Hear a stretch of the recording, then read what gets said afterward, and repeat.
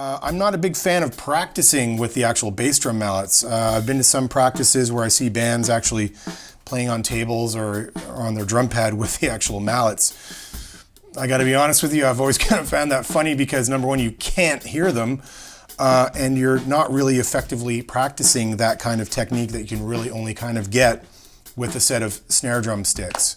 They don't have to be Eric Ward pipe band model, drumsticks or what have you. They could be but they are amazing. I'm a fan. But essentially, you go into any music store, buy a pair of off-the-shelf ProMark 5B drumsticks or what have you. But again, practice that, probably best to practice matched grip because that's what you're actually going to be playing on the drum. But I would recommend this for tenor drummers too. Look, we can do the comparison,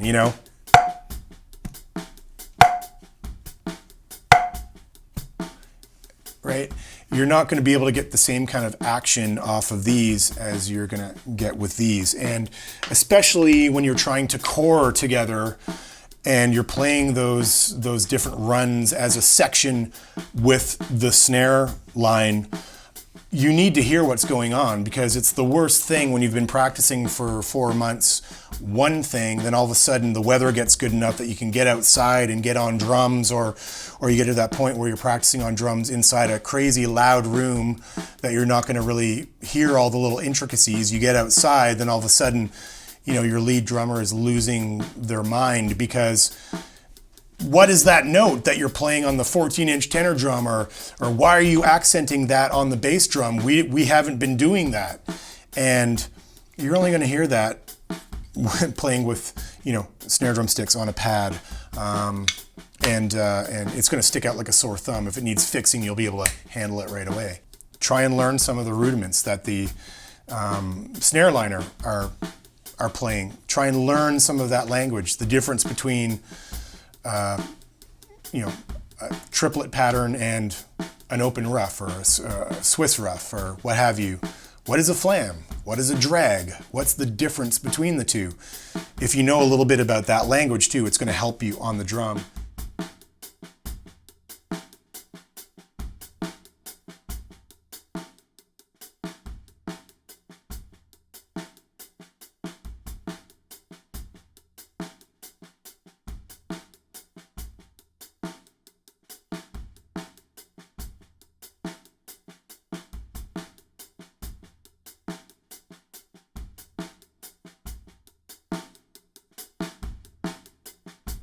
If you're practicing with the drum corps and you hear these key phrases like an ending phrase, something like that. It's hearing those big accents, practicing. One of the things is that if you can sing it, you can play it. I also kind of, I'm a big fan of that as well. If you can sing the melody, if you get the melody, the pipe tune in your head, it's going to help you understand the music better. If you can get the rhythm and you can sing it in your head,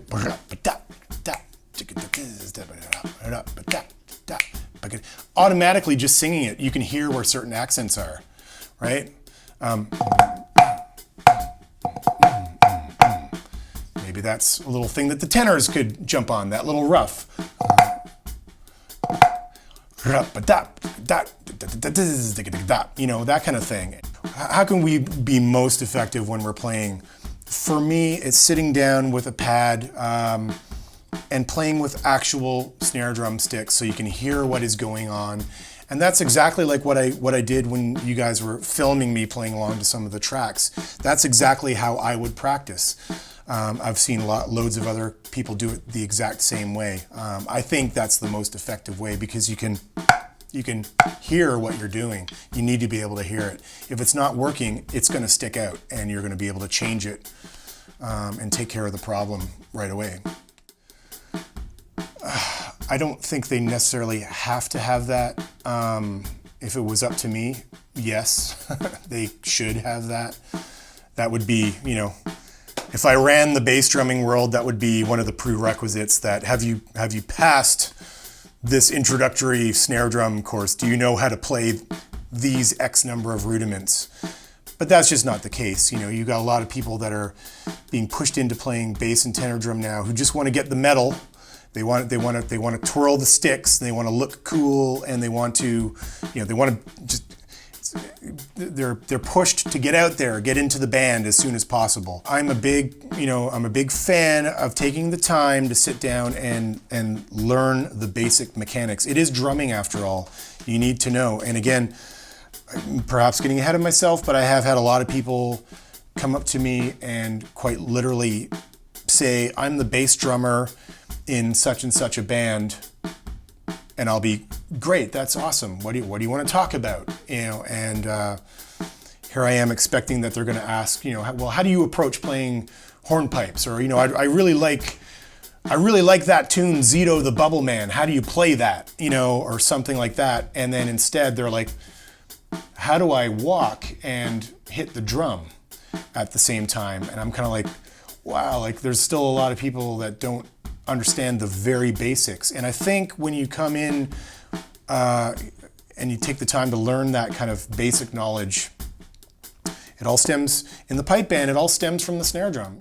You don't need to be Stephen McWhirter. You don't need to be Jim Kilpatrick. You don't need to be Stephen Creighton.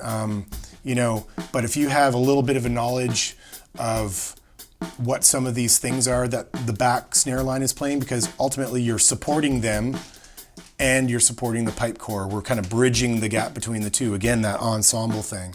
So if you can understand a little bit about what they're playing in this strathspey or this march and be able to pick apart those little phrases, it's going to help you try different things on the drum. It's those key little spots. If there's 2 or 3 spaces in the course of a competitive piece that you're playing that'll make a judge kind of perk up and take note, it's picking apart those little triplet runs. You can only play a triplet run on it's hard to say, a triplet run on in a tenor core if you know how to play triplets. It's just really that simple. Sit down, hang out with some of the snare drummers, learn a few licks, learn how to hold those sticks, transfer it to the bass drum mallets, transfer it to the tenor mallets, and try playing some of these little basic language licks. It doesn't matter whether you're playing the bass drum, it doesn't matter whether you're playing the 15-inch tenor drum, it doesn't matter if you're the right flank person in the snare drum line, or whether you're the lead drummer. You're still a drummer. And I used to say to my good friend Lauren Bonnet, who was the lead tenor in the Frasers for many years, who was an amazing drummer, it's not about being a good tenor drummer. It's not about being a good bass drummer. It's not about being a good snare drummer. It's about being a good drummer. You need drumsticks.